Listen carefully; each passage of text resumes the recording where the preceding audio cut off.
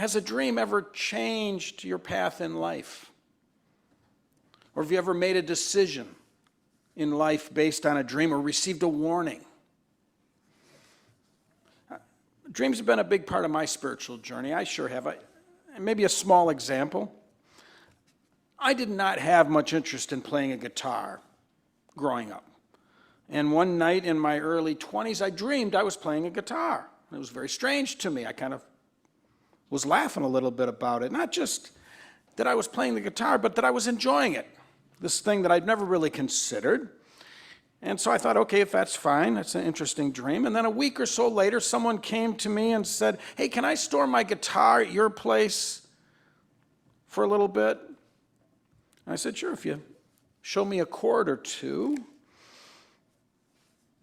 And so this kind of thing has happened a lot in my life, many times, where a dream has impacted my life or, in this case, encouraged me to learn to play guitar.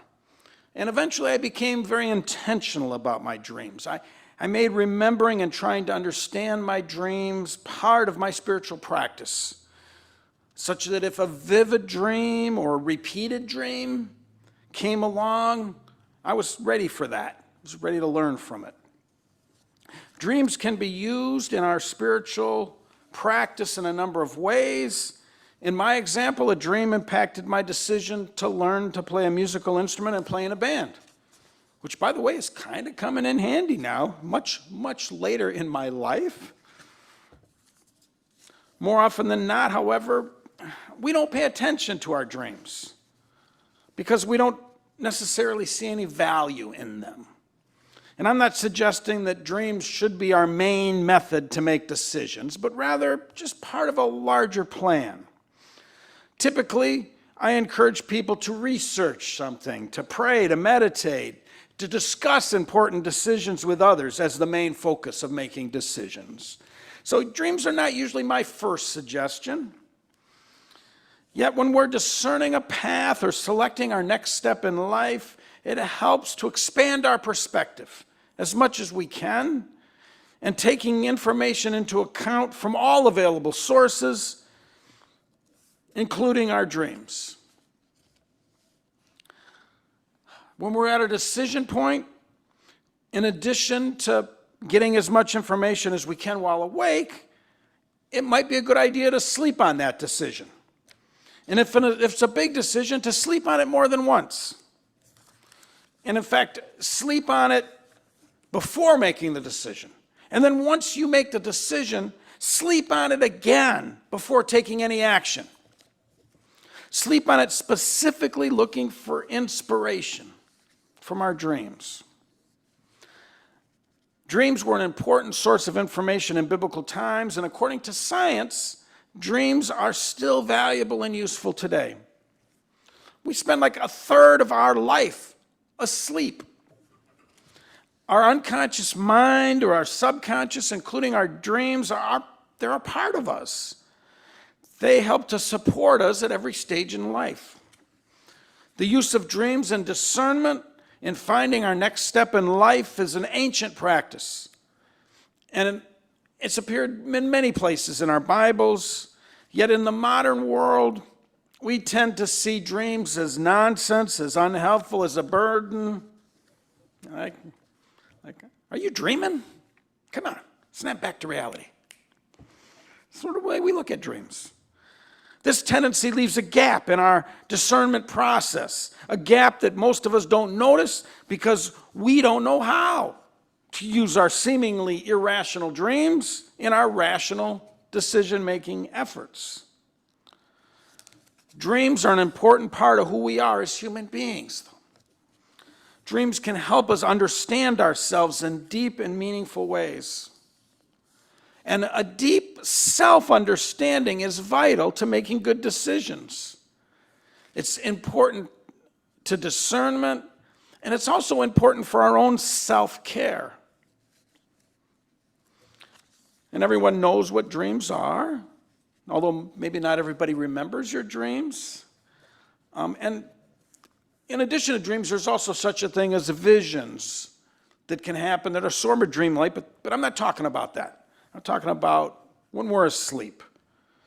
Our brains, as it turns out, are very busy at night. I don't know if you knew that. Our brains are almost as busy at night as they are during the day. Science, research using brain scans have found that everyone dreams, and that useful information can be obtained through dreams. That our brains routinely engage in creative problem solving as we sleep. Dreams help to rewire our brain and condition us to better handle the experiences, the emotions, the stress that we encounter on our day-to-day life. And dreams can feel very real to us, particularly when they're happening. Research has shown that adults typically have 3 to 5 separate dreams every night, 3 to 5. And that we spend about 2 hours dreaming for every 8 hours of sleep. So dreaming isn't going on all the time, at least not for adults. For adults, dreams can last for just a few seconds or as long as maybe 20 minutes. Few dreams last longer than a half an hour. Although, boy, during the dream, right, they can seem to sometimes last for days. Now, interestingly, newborn babies, they spend about 80% of their sleep dreaming. 80% of the time, newborns. But adults only spend 20%, suggesting that dreams have an important formative role in early brain development. Human attitudes about dreams have changed drastically over time, and they're different in different cultures. In ancient societies, dreams were seen as part of the real world, and lessons learned from dreams were more powerful or carried more credibility than lessons learned in our waking life. It's not so much like that anymore. And biblical people also believed that dreams had prophetic powers. And so there was great demand for people who could interpret dreams. Throughout history, people have talked with one another about their dreams in an effort to discern their meaning. And our understanding of dreams has changed drastically since then, since biblical times. By the Middle Ages in Europe, life itself was a bit of a nightmare. So dreams were mostly seen as evil in the Middle Ages, as temptation, as controlled by the devil. The great church leader Martin Luther, the founder of the Protestant Reformation in Germany in the 16th century, generally believed that dreams were the domain of evil, a sign of his times. Today, most modern people see dreams as either nonsense or at least harmless, although they can be kind of scary at times. Have you ever had a dream such that you didn't want to go back to sleep? But for the most part, we've got a decreased attention on dreams has occurred in modern times. And it's led to fewer of us remembering our dreams. A lot of us don't remember them. And if we do remember them, we don't find them particularly useful. Now, within the Christian church, there is no agreed upon Christian position on dreams. Not sure why, maybe for a number of reasons. For one thing, how often does Jesus talk about dreams? Never that I know of. You ever notice that? Jesus never seems to talk about or interprets people's dreams. Jesus never talks about his own dreams. But we see that clearly they were a big part of his early life. His stepdad, Joseph. Joseph accepted Mary's pregnancy due to a dream. Joseph moved the family to Egypt due to a dream. Joseph moved the family back to Israel due to another dream. So dreams dominated the big decision made by Jesus' parents when he was a young child. There's a good chance that Jesus was aware of this fact, that his parents told him about this. In the Old Testament, there's a lot of examples of dreams and dream interpretation. And some of them we don't even necessarily remember that they're dreams, like Jacob's ladder. You remember Jacob's ladder in Genesis? Did you recall that was a dream? Daniel, which we read a scripture from today, was also known for his dreams, and more importantly, for his ability to interpret the dreams of others. And there's a lot of material in the Bible that suggests that dreams should be something we consider. That dreams are a natural part of our spiritual growth process. Not that we should expect our dreams to solve all our problems. They're a piece of a much bigger picture that is the human experience. The human experience being a miracle in and of itself.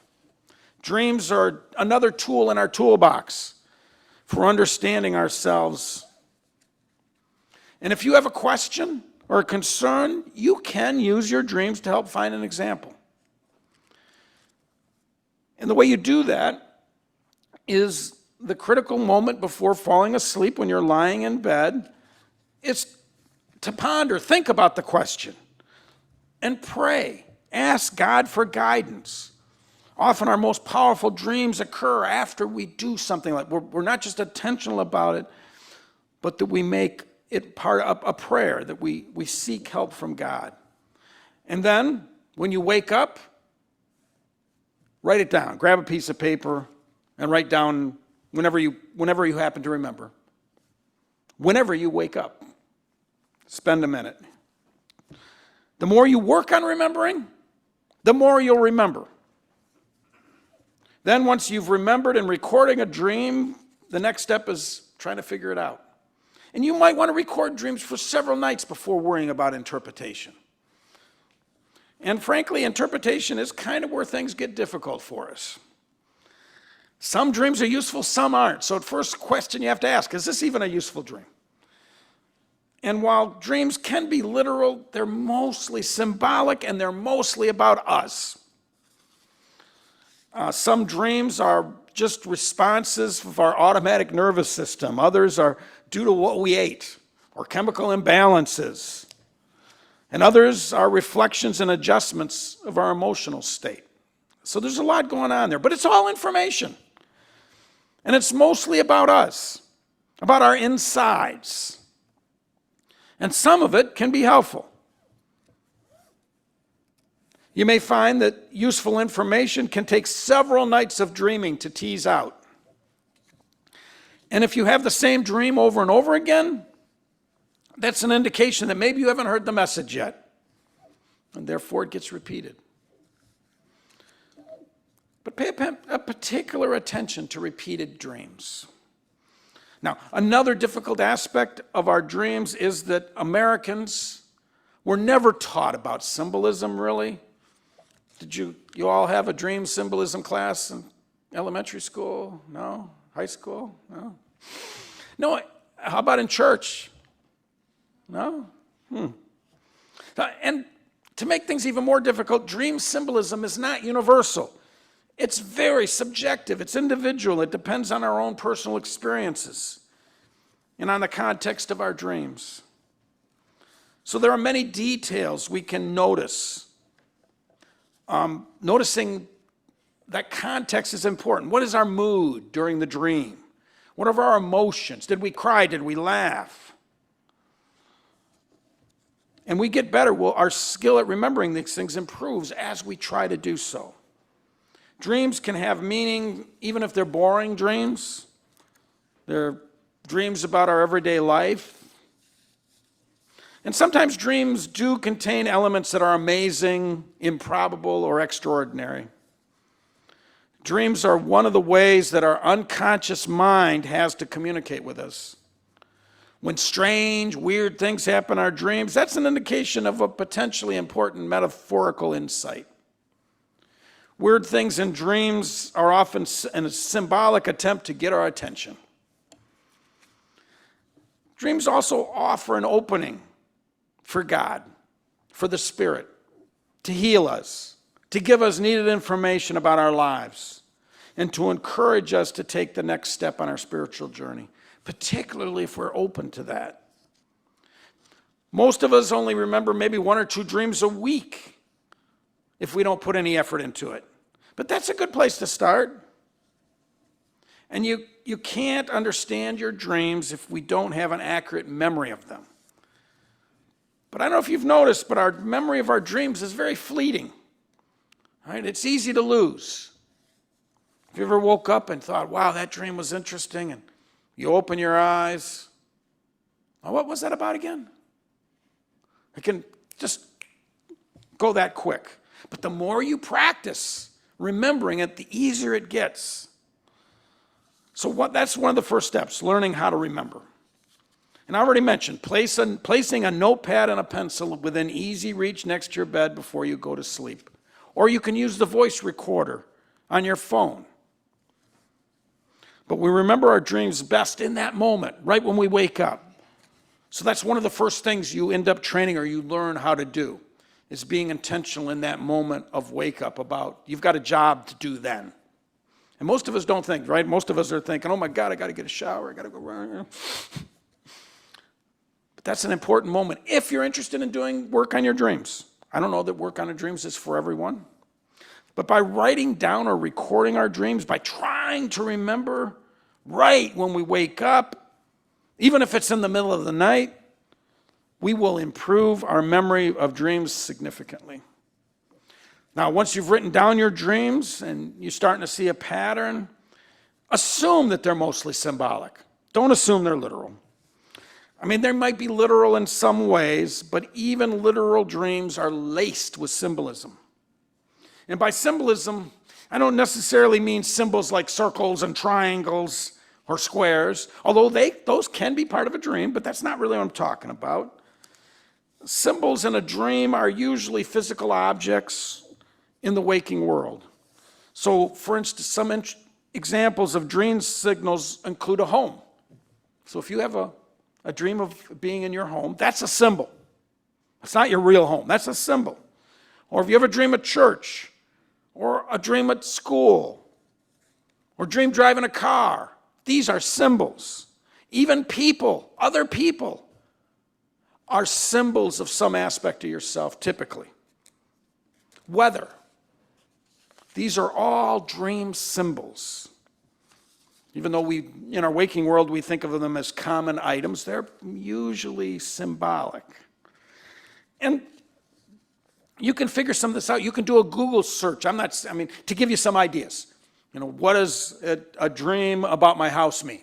And Google will come back and say, house symbolically represents your own body, your soul, yourself, or your family, right? Makes sense. If you dream about your home, you're dreaming about yourself, your body. If you dream and your house is on fire, that rarely means that your house is actually going to burn. If your home is on fire in a dream, it's usually an indication that you lack peace in your own self, that you're overwhelmed by strong feelings or emotions or maybe anger problems.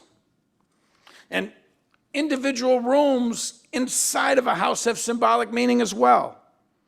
The kitchen often represents the heart of the matter. A bathroom, right? That can be about maybe some stuff you need to flush out of your life, some cleansing that you need. If you dream about school, it might be something that's testing your character at that time, or that you've not paid attention to an important lesson in life.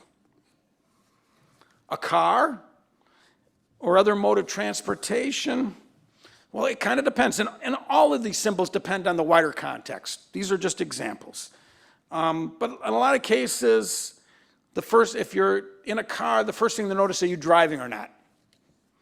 Driving often means that you have a particular assigned task, maybe by God, maybe some other way, or a goal. And so if you're a driver, it's up to you to lead that. But if you're a passenger, then it may mean that you need to work with others as a collaborator. Or it might mean that somebody else is symbolically has a direction for you, someplace you can go. If you dream about people, it usually doesn't mean that person. It's still about you, almost always. Now, there's such a thing as prophetic dreams that break all these rules, but usually that's not the case. The meaning of a person may be the symbolic meaning. Sometimes it can be a symbolic meaning of that person's name or their role in your life. Weather depends on the type of weather, right? What do you think? Bright clouds and beautiful sunshine. What if bright clouds in a calm in the midst of a storm? Calm in the midst of a storm might indicate God's presence in your life. Bright clouds, that things are going well for you now. Your dreams have got good news. These are just some examples of symbolism. It can be an eagle can approach, a dog. Remember, I had a dream of a German shepherd in my yard barking, and I knew that I had to keep an eye on. And it turned out there was something going on in the church that I hadn't noticed, that was important, that wasn't good. That dream of that watchdog put me on alert. A few examples. But you start with the overall context. How does it feel? What's going on? And then consider the details. Are you happy? Are you sad in the dream? Are you confused in the dream? These are also symbols. Once you figure out the overall context, the individual symbols become easier to interpret, and expect you're going to get it wrong. Because you're going to have another dream tonight. Maybe it'll correct things a little bit, get a little more information, a little more insight. I can really only scratch the surface. This is a huge topic. To talk this idea of dreams and the Christian experience, because dreams are deep, subjective, and complex. But it starts with an intention to grow, with a desire to understand ourselves better, with a desire to learn to be more of an expression of love in our life. And people sometimes ask me, should everybody be working on their dreams? And while I have found dreams to be useful,